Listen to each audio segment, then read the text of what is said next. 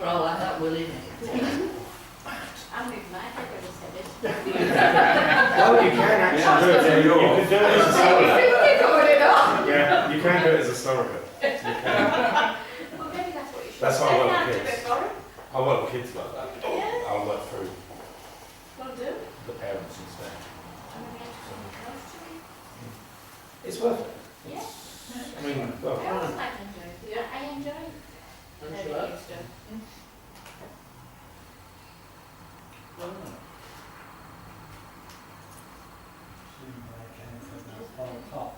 So, All right, really? Yeah. Oh, come on. Well, that's so true. yeah. Yeah, that's what the centre is right. That's just Yeah, that's one of our clients, or was one of our clients. That's after the head mistress. She came over to one of my, I just did a seminar. Yeah, well, he went to like, Was it last week? They come to Last that. week. Jesus.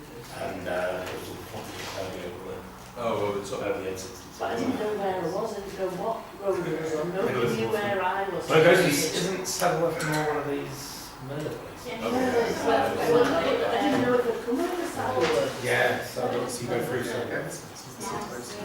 Yeah, I was thinking, the breakdown of the girls where they are. Yeah. Was it high motorway? Yeah, yeah, the M62. Yeah. There's actually a sign by someone who's working. Yesterday, yeah. It wasn't bad, right? Small. How was it, Jamie? yes, I did. The last night wasn't so good because it's Friday and it's. Yeah. Yeah. We'll start. You can sneak in. Good afternoon. Good afternoon. I'll kick off here. We're going to have an afternoon break about 4 o'clock to 4:15, and then we'll do the last bit, so about 5:30. And then we're going to head towards the Flying Horse, which is also near the Broadfield, so it's easy for everyone to be cheeky and get lifts off each other. It's easy if we can do that. We'll be in the Flying Horse before 6 o'clock. Or at least Stuart and me will be, because obviously there might be people who want to go to the hotels, get change, freshen up, make phone calls to family, whatever. And you can meet us at the Flying Horse. I'm going to have a taxi, well, I say a taxi, I'm going to book, depending on how many of us are going to eat, which we need to know at the afternoon break. Please let us know if you come in the curry house at the afternoon break, because at about 4 o'clock, that afternoon break, we need to ring up and just confirm the number. We've provisionally got a table for 12, but I said I'd like to know if it's going to be 10 or whatever. We'll be at the Flying Horse till 8. At 8, I'm going to book taxis to take us up to Rooches that people can drink. I'm assuming you're going to park your cars up there for drive at your hotels, so you can actually partake in a beverage or two. And we can let the fun continue, and you can ask whatever you want. I'm not like Paul McKenna or many other people who disappear at the end of the day. I want you to actually get what you need out of it, because what you need, what you want is different for all of you. So, let's pick things up, hopefully back where we were.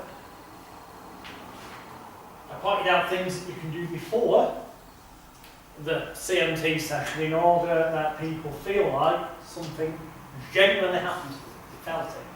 Whether that be their eyes following the fun further, whether that be that they can't open their eyes. The truth be known, once you understand that arm technique, you can do whatever you want. You can tell them to have their hand stuck to the table. You can tell them that they won't be able to lift their arm up. As long as you're using the phraseology, just prove to yourself you've done it right, and use some relevant sounding visualisation beforehand, but always added in, it's almost as if, so it leaves them to fill in the blank themselves in a way that feels right for them, which is another phrase that you hear me say a heck of a lot. In a calm, safe and secure manner, then that's cool. Which reminds me to now go into health and safety. I could talk about health and safety for days. We haven't got time. In the boot camp, is if you look at the gastric band hypnotherapy section, it's not about the gastric band bit, forget that. It's about, in there is a PDF risk management guide for hypnotherapists. And it goes into everything from making sure that they can't trip over on a rug in your office, that the chair legs are safe and they're not going to collapse, through to, you know, making sure there's no bits of paper sticking out anywhere where they can get a paper cut. All those things that are not hypno related. And then it goes on to the other stuff, such as, and most of it is common sense. Unfortunately, common sense isn't that common. It is making sure that if they're seeing the doctor for anything, that you tell them clearly they must continue to see their medical GP. Yes, tell the medical GP they've had this out and now they don't have this issue, but keep seeing the medical GP. It's about if anything comes up, if they randomly say or do anything, you know, it's being ethical, pure common sense, but if they suddenly spout out X, Y, Z occurred, it's about offering them a support line number. You know, you've come here to deal with weight management or phobia or whatever, and you've suddenly spouted out the fact that Uncle Bertie abused you when you were a kid. Give them an outline support number. They haven't come to you for that therapy. If they want to book in for help, fine. If that's something you feel comfortable and competent in helping people with, fine. But if you don't feel, and that is the key, from a legal, ethical, moral, but yes, ethical and moral, but also more so legal point of view is, you need to feel competent in helping somebody with something to legally be in a position to do it. Because otherwise, well, under duty of care laws, you're breaking the law immediately if you don't feel confident and competent in doing it. So that's why this is so much about sick mind fraud. I believe famously said, therapists, generally speaking, are people who are searching for answers to their own problems. Most people that get involved in therapy. That's slightly less so these days because it's become a bit more commercialised and people can see people on the telly and go, oh, this could be a good way of earning money. But deep down, quite often, that's why you get people who are seminar junkies going course after course after course, because going on the courses makes them feel loved, wanted, needed, appreciated, cared for, cherished and valued. They feel like they fit in, they're not the odd one out, and all that kind of mentality is going on. As I said right at the start, early on in the day, you've got to be selfish, to be selfless, so you've got to work on yourself. What do you truly want from life? I did mention this at the Royal event, I'm sorry I am repeating myself, but it is so true this. I genuinely do not believe on any level that anyone who sits down and truly examines where they want to be in life, what they want to do in life, is going to end up turning around and saying, you know what, I want to spend 40 hours a week, 40 weeks of the year, 40 odd years of my life, dealing with attention-seeking fucking idiots who could have dealt with this themselves. No, that's not what on your deathbed you're going to wish you did more of. It isn't. Yes, I did mention this at the Royal event, but, and it's now 1 year out of date since I did this flip chart, but imagine I'm going to live till I'm 80, you're going to live till you're 80. Be more positive, but add 2 more boxes, make it 100. Future pacing. I didn't have room on the flip chart to do that, that's why I didn't. The boxes wouldn't have been as big. You start with a blank slate at birth. Each of those squares in this example is 10 years out of the 80. Okay? So, what age am I currently? I'm 42. So I've shaded out in blue 10, 20, 30, 40, 42 years of my life already gone. Obviously it'll be different for each of you unless you're 42. You shade that out with one colour pen. Then, most people sleep a third of their life, roughly 8 hours, or at least it should be ideally. So that's a third of a day, so it's a third of your life. So from what's remaining of the boxes, you need to shade out a third of it. Well, I've done that in black, because there was a full box, so we shade that out, and a third of that, we get rid of that. And then 50% of whatever's left is to cover things like eating and drinking, roughly 6.25% of your life, chores, 10%, work and study, 12.5%, personal care, 2.5%, communication and travel, 6.25%, watching TV, hobbies, whatever, 11.25%, meetings, etc. So basically, we get rid of 50% of what's left. That leaves, in my example, we're starting off in the 80, this amount blank, which is roughly equivalent to, well, one box is 10 years on here, so that's probably about 2.5, possibly as much as 3 years. I basically got, if I was only going to live to 180, I'd like to live to at least 100, but just use the example of 80. I've got about 13 years left to enjoy myself.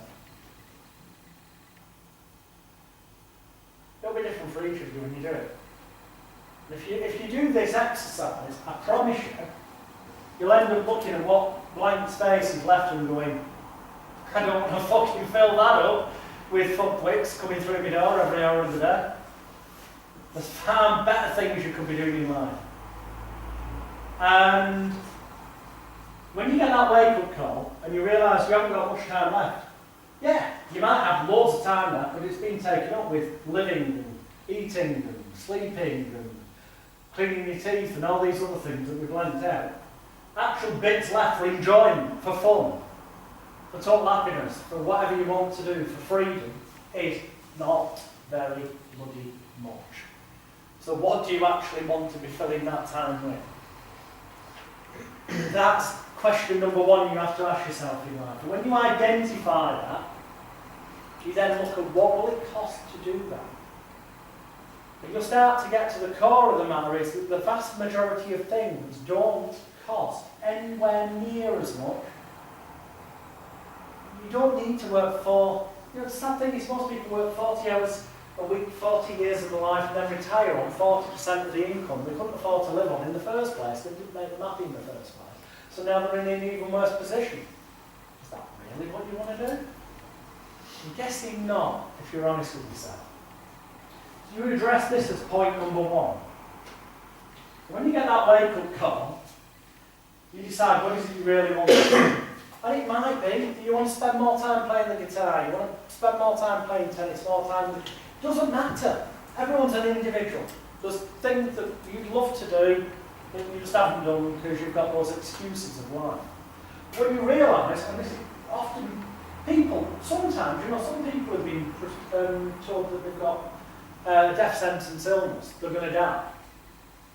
They suddenly go, what the fuck? They give up work, they go on round the world trips, they go, even if they have to go into... Because they realise what's actually truly important.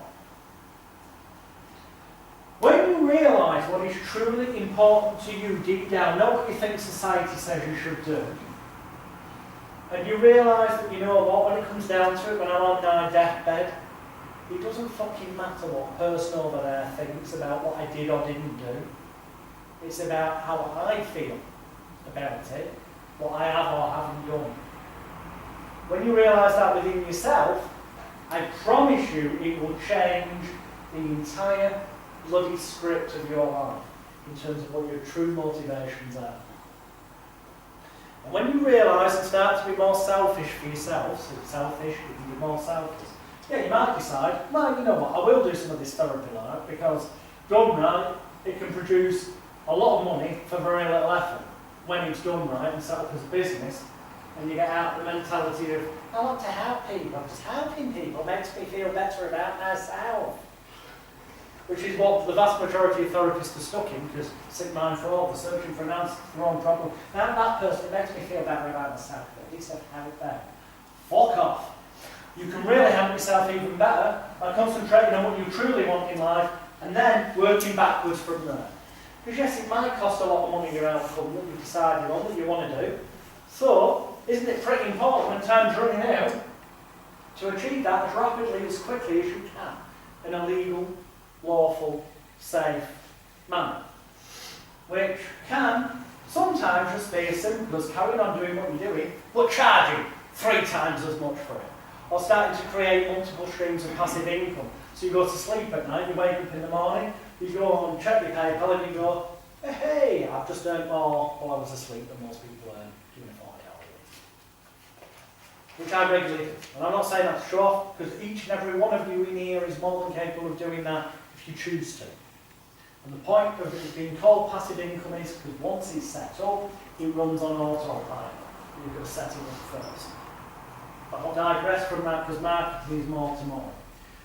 But it is relevant because when you realise that nobody on this planet truly wants to spend their life Right, there might be. I've got to entertain the possibility. There might be some people on this planet that do this exercise and they come down to, on my deathbed, I want to be able to say about this many thousands of people. Fine. If that's right for that person, fine. But I genuinely am yet to meet that person. Because when you do this and you genuinely are honest with yourself, and it's very uncomfortable, but when you do it, you'll end up feeling pretty shitty about all the fucked up decisions you made during your life up to this point, when you could have been doing other things that were far more worthwhile. And actually didn't cost a right lot of money. And this is why celebrities who've got all this money and all this, that, and the other, they're some of the biggest drug addicts, alcoholics, what other icks you want to label them with, out there, because it's all an illusion. It isn't real. When they walk off the stage or they walk off the film set, they're back. They've only got themselves, and they turn inward, and unless they're doing that, they don't feel loved, wanted, needed. So, the only person you should ever be in competition with is yourself. Do not compare yourself to anyone else, because fact, if you do that, you'll always find someone who appears to be being more successful than you. And they might be in monetary terms, but that doesn't actually mean they're more successful. All it means is if you choose to accept the idea that money means success. That person can have all the money in the world and be the unhappiest person. These are pivotal, A, for you in your own life, and B, because I genuinely believe that if you get a client in front of you, and in the back of your mind you're thinking, fucking hell, the mortgage is due on Friday, you're not giving the client 100%.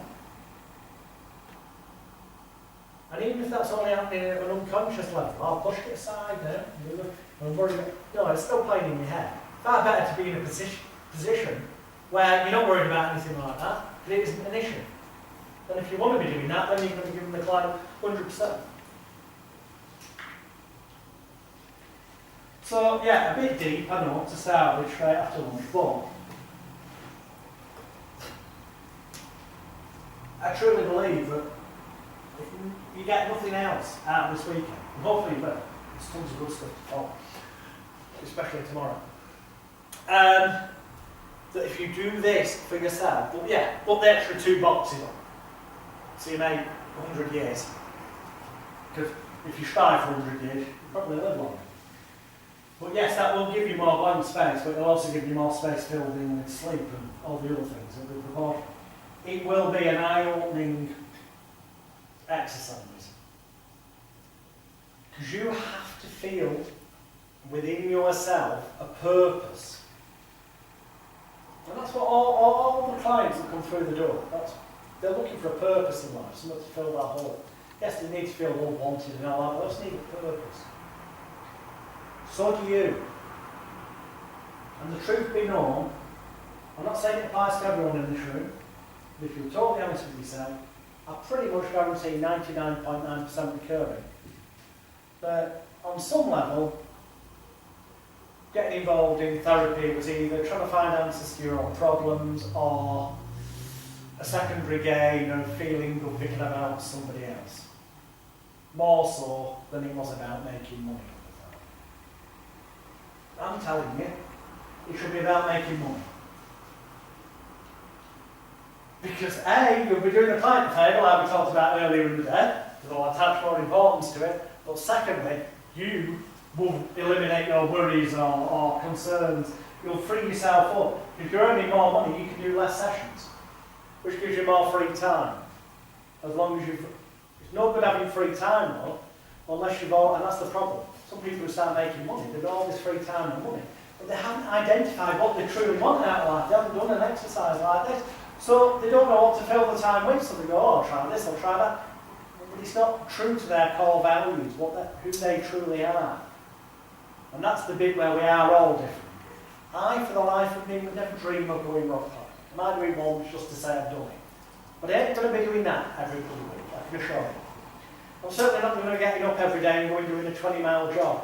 But to people, there are people out there who would love to have more time to be able to do more of that. So in that regard, everyone's different, although we are all essentially the same. That's lovely, isn't it? And that is by sheer fluke. It wasn't planned. He does. The fact that it's got the Thomas Edison quote. Light bulbs. We got there. Thomas Edison is known for the saying, "I have not failed. I've just found 1,000 ways that don't work in terms of inventing a light bulb." Although he didn't invent the light bulb. Somebody did it for him. It's just it burned out quicker.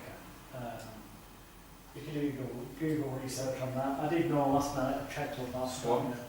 Swan, yeah. There was also the arc light bulb that was used there in Kent for the first electric lighthouse. Yeah. But he gets the credit, Thomas Edison, because he burnt a bit longer. But it's still, light bulbs come into therapy. Hopefully, when you do this exercise for yourself, it can be good when if you do life coaching type stuff to do with clients as well, to give them the kick up there. Hopefully it will trigger that light bulb moment as it gets turned, the moment of realisation.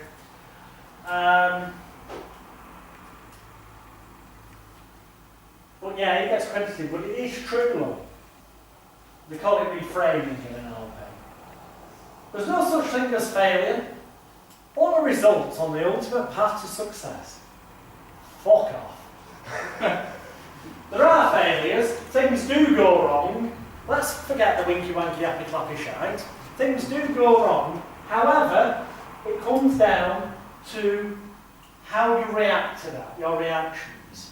How responsible you allow yourself to be. Rather than going, "It's not my fault, this happened." Taking responsibility. You take a word, it's response, ability. It tells you you've got an ability to choose what response you have to a situation. Whether you be the victim or the person that moves on. So the analogy I always use is like playing hand poker. You can be dealt a bad hand and still win. Yeah, exactly. So it's very, very, I respond, light bulbs, it makes me, it's not really that relevant this, but you know, I digress sometimes. And also I may lie to you occasionally, for educational purposes. I might say something's not relevant, but actually it's very relevant. But it's the reaction it'll get that means that then it goes in an unconscious level. Maybe some of that goes on as well, who knows. So yeah, I mean, you know, but thinking of light bulbs, and this isn't a joke, it's a genuine question. So I want an answer if I come to you, okay? It's not a, what's the thing? So, how many therapists does it take to change a light bulb? One. That's right. How many do you think it takes to change a light bulb? How many therapists does it take to change a light bulb? None. That's right.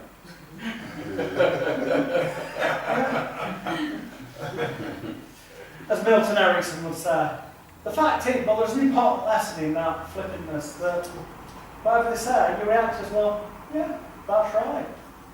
Like we said earlier, it makes them feel good about themselves, it's bolstering their ego, making them feel bad. I mean, the actual answer, if it was a real question, how many therapists does it take to change a light bulb? The real answer would be, it doesn't fucking matter how many therapists are there. A light bulb's really got to want to change.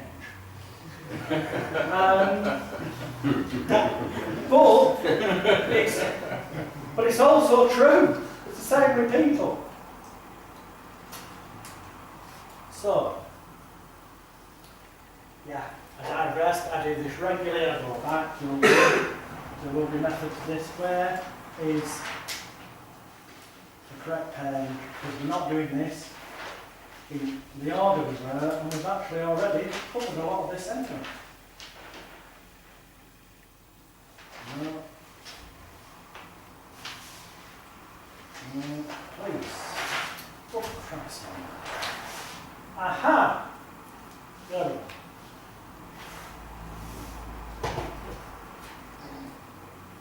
A therapy session is made up of 7 points. Again, this is just a construct. Everything's fluid, everything can be adapted. But I break it down to these 7 points. Number 1, get rapport. and use a convincer. But Paul, what's your name? What do your friends call you? We've already covered that. Convincer, eyes follow thumb, eyes arm and style, eye closure, whatever. Prove to them something tangible so it's real to believe. Step 2, induce the trance. I don't believe there's such a thing as a recognised distinctive trance state, but that's the construct they're probably buying into, so go with it. So do an induction. Deepen the trance, because if they're consciously still hearing and they haven't gone to sleep yet, they'll expect to hear that we're going deeper. Because on the films you hear it, the deeper you go, the better you feel, and the better you feel, the deeper you go. With every breath that you take, every noise that you hear, and every word that you say, just serving as a sign and a signal to help you relax more completely. It's the stereotypical shitey fucking bollocks, but that's what ties in with what they expect, with the winky wanky new age music or whatever. Put it all together, you'll bore them to sleep, if nothing else. Combined with the warmth and the dark room and whatnot. Ego strengthening therapy.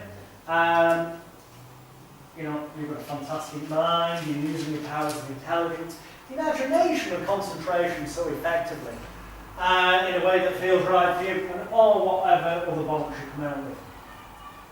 I'll get a bit more specific later. The specific therapy. If they come to stop smoking, you might be telling them they no longer want, need, crave or desire for cigarettes or tobacco. In fact, whenever they see the government health warning, it now reads smoke, choke, death and disease. Each and every time they see a cigarette, and it's tip in their unconscious mind, they'll see a number 19, reminding them of the 19 most deadly poisons in cigarettes, the 19 good reasons to give up smoking. The 19 good reasons to stop killing themselves. It's bollocks, because there's about 520 chemicals in cigarettes, but 19 just seems a nice number.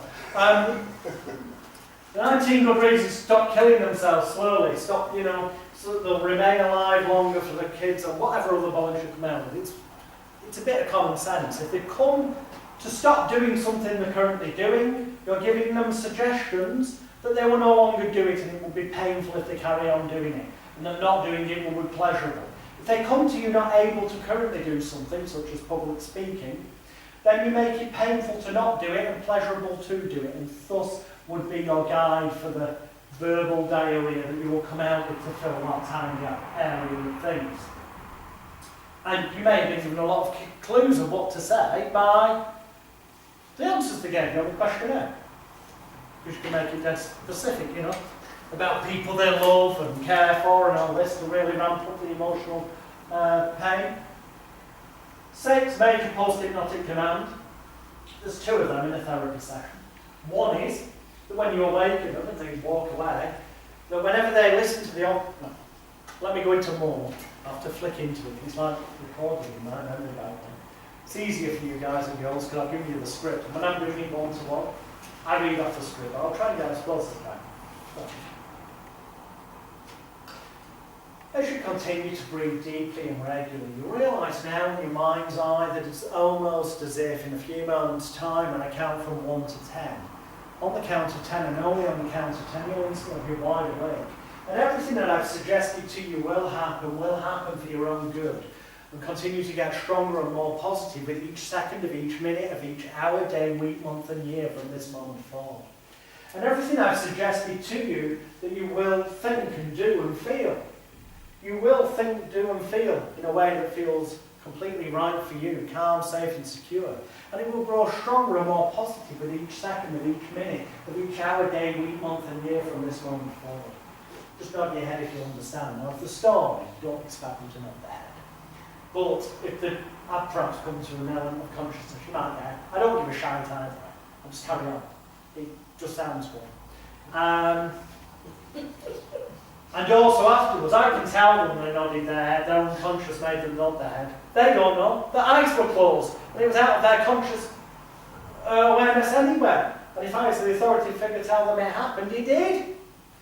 And they're going to believe it because of the convinces at the beginning. Makes sense? So yeah, you're going to find too that there's no side effects whatsoever, except 2. The first is that everything I've suggested to you will remain with you and grow stronger each and every day. And the second is you'll have an overwhelming desire, an overwhelming positive compulsion each night to listen to the audio recording that I give you for the next 28 days. And each and every time you do, you'll awaken in the morning with an inner warm glow of confidence, a renewed optimism to life, a more positive attitude to get things done. It'll be almost as if every nerve fibre, tissue and muscle in your body, from the tips of your toes to the tips of your fingers, has been washed with pure spring water, revitalising, re-energising you, almost as if all those stresses, tensions, worries, fears and apprehensions of days, weeks, months and years gone by are leaving your mind and leaving your body right now, feeling so good inside, and then you into your wake up. So that's post-hypnotic command just means a command you give them that's going to happen after the event, post the event. And then you awaken them from trance, feeling better than they did before, feeling compelled to listen to the recording, with the idea that they'll notice every bit of evidence of this working, and that will be a positive sign, and so it could go along the lines of, and on 6 you realise that each day as you enter those situations that once in the past used to bother you, worry you or concern you, disassociation. And as you move forward and realise how much more confident and fantastic you feel inside, future pacing. So you come to realise that each and every little sign and signal that you get in life will be a positive reinforcement to you of how wonderfully you've used and continue to use your intelligence, imagination and concentration. You know, people call that going into a bind.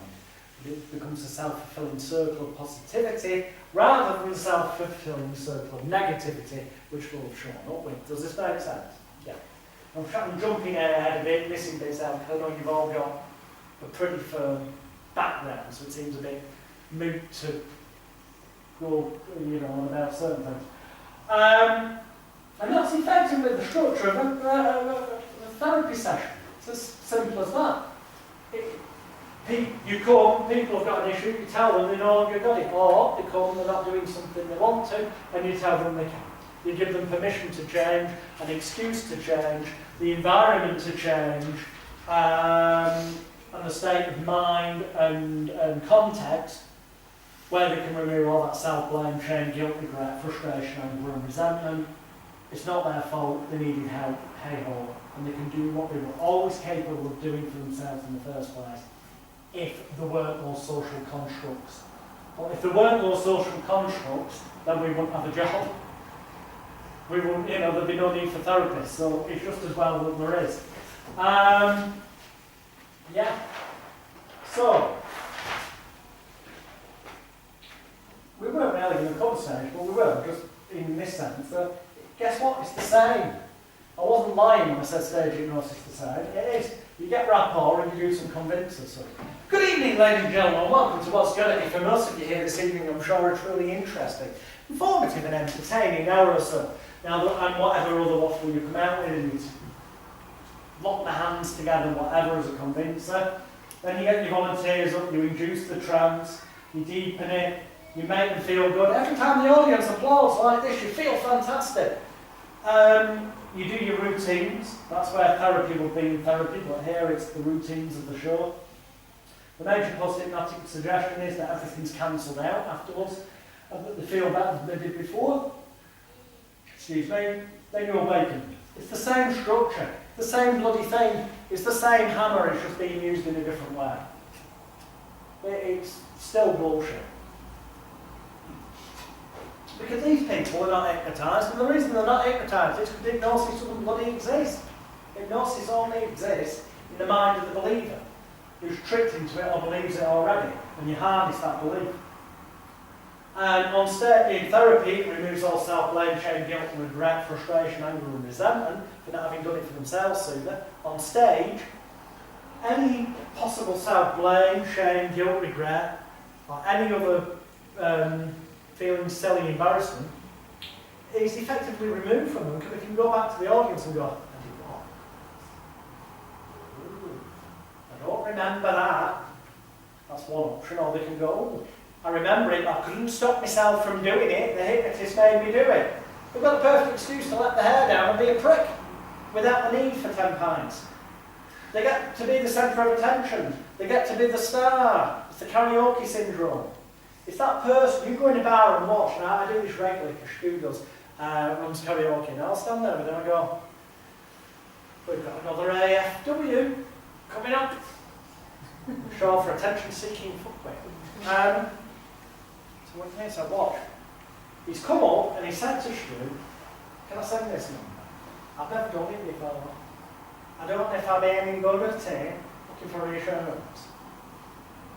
Then they go off, they go up the bar, and Stu will go, or any whoever the karaoke posters will go, so now we're looking for Dave, who's singing Angels by Robbie Williams. Where are you, Dave?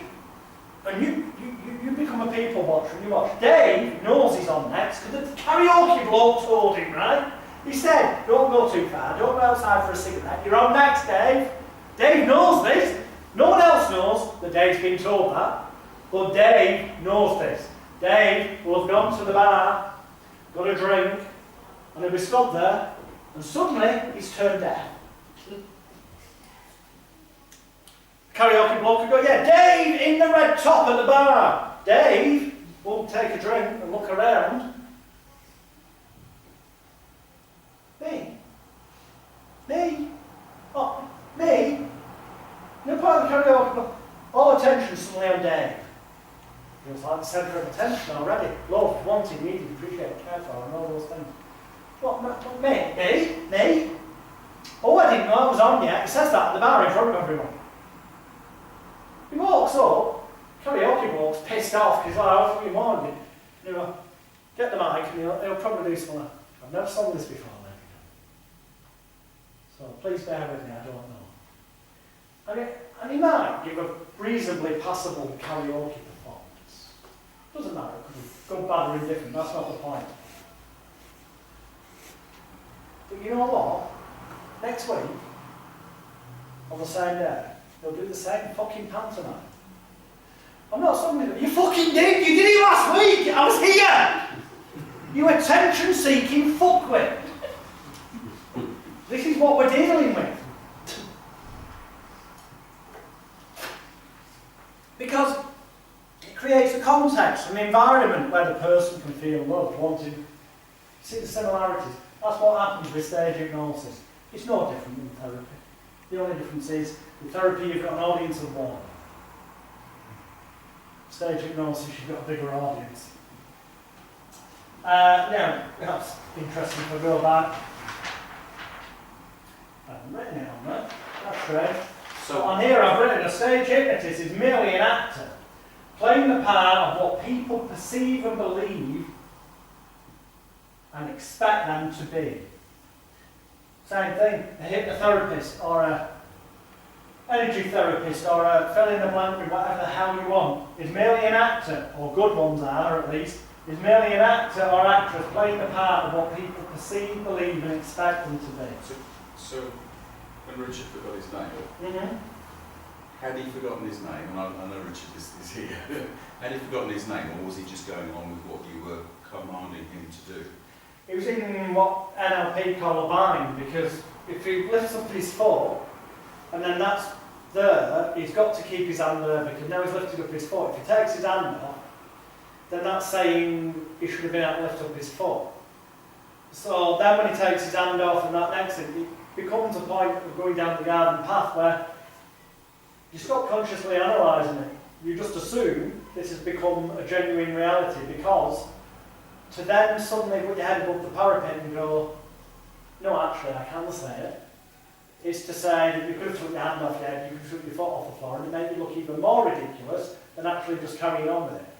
And all that happens, I believe, in a split-second thought process that you're not even consciously aware of. It's not happening consciously. Also, consciously, you probably do come to a point where you delude yourself into the belief that your hand's stuck to your head. So, to your point, that's hypnosis. Yeah, there is a process. That's as close as, if there was such a thing, that's it. Yes, so it's not just because he believes, but there is a mental... When the client convinces themselves it's happening automatically, then arguably that's hypnosis. Yeah. Yeah.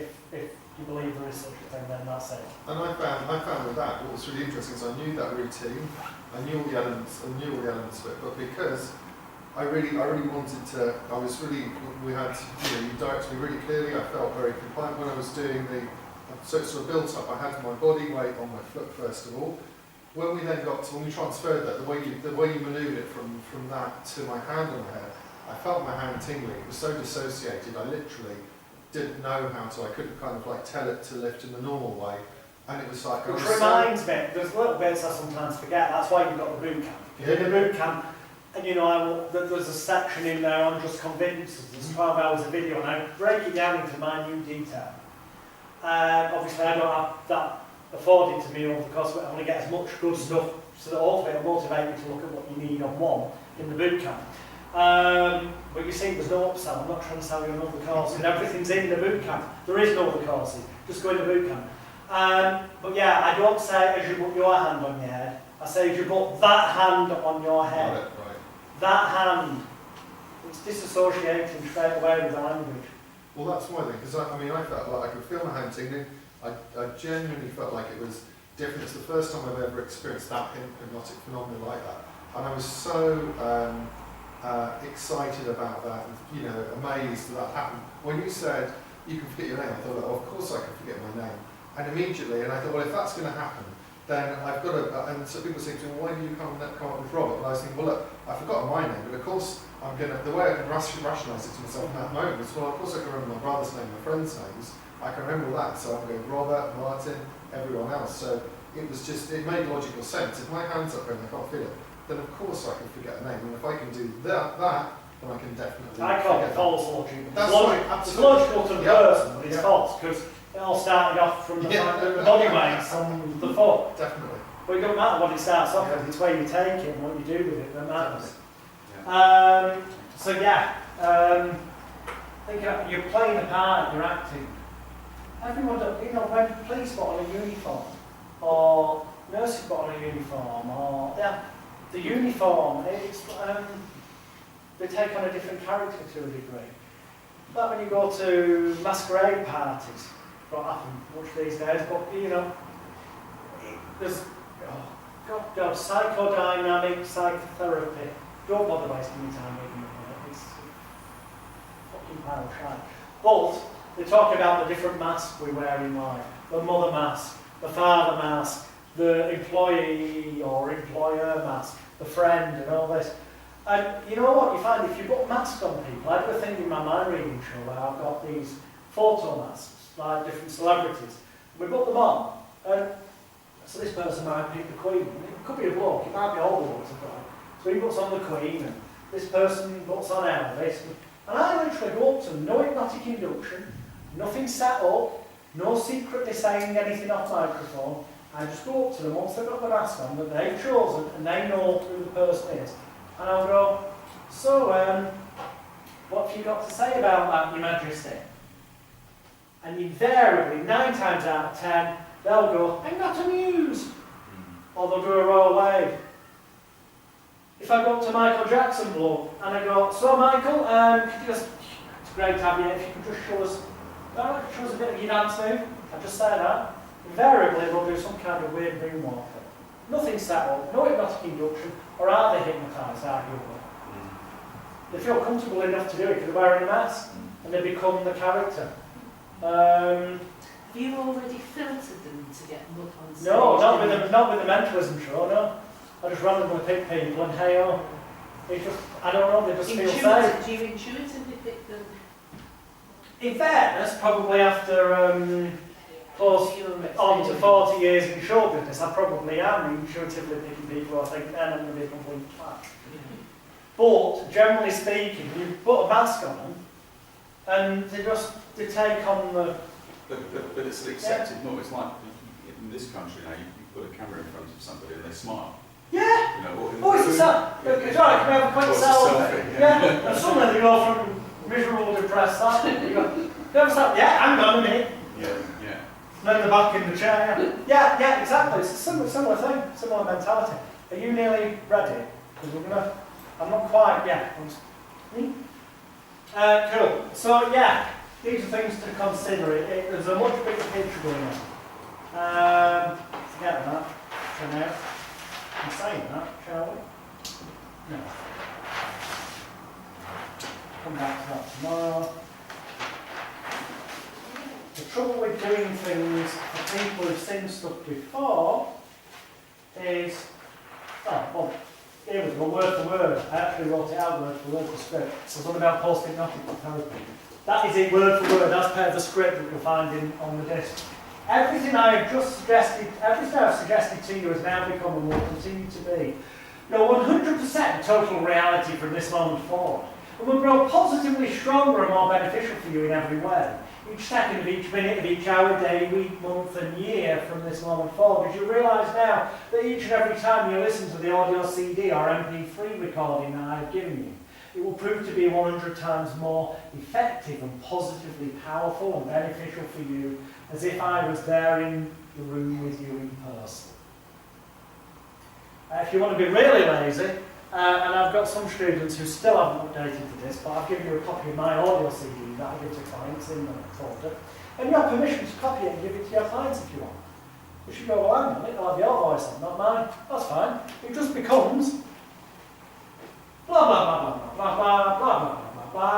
Each and every time you listen to the audio CD or MP3 recording that I've given you, upon which you will hear the voice of my colleague, it will prove to be 100 times more effective and positively powerful and beneficial for you as if I was there in the room with you in person. And guess what? You're an authority figure. You've told them that's what's right. There must be a logical reason in their heads why you're giving them a CD with a bloke's voice on when you were a woman or vice versa.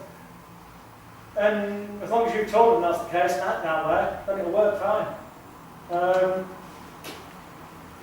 Although, for the sake of getting Audacity, which is free software for your computer, and reading the script that's on the disc, word for word, you can record one for yourself in 50 minutes and it will have your voice on, which arguably would be more helpful. But yeah, upon which you will hear my colleague's voice or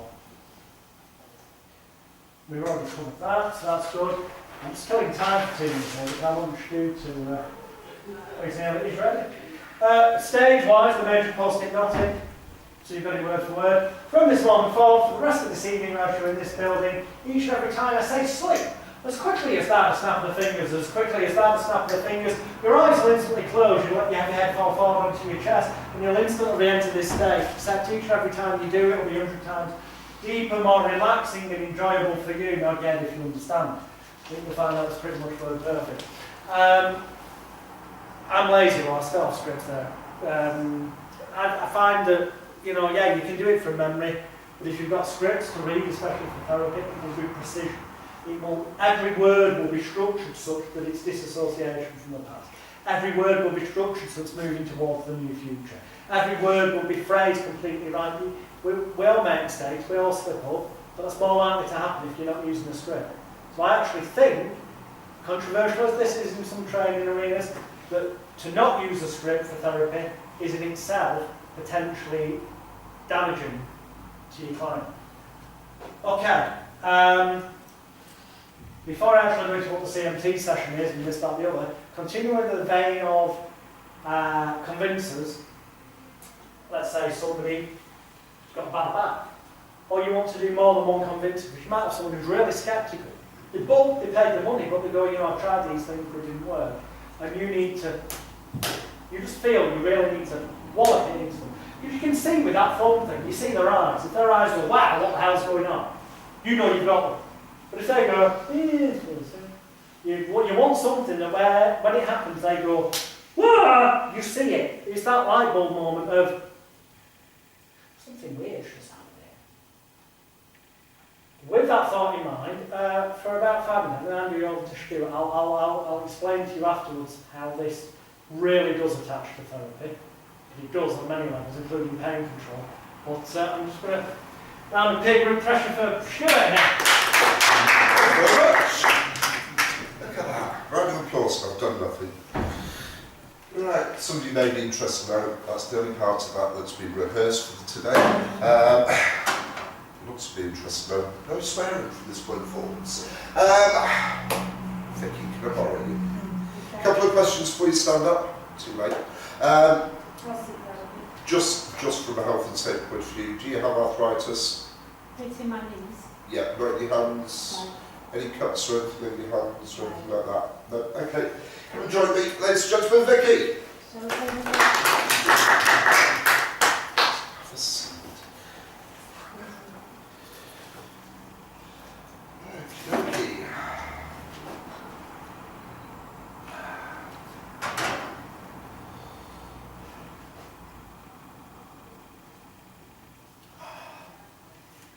Decent towels from Rochester. Okay. What we're going to do is we're going to try a little bit of an experiment. So try to use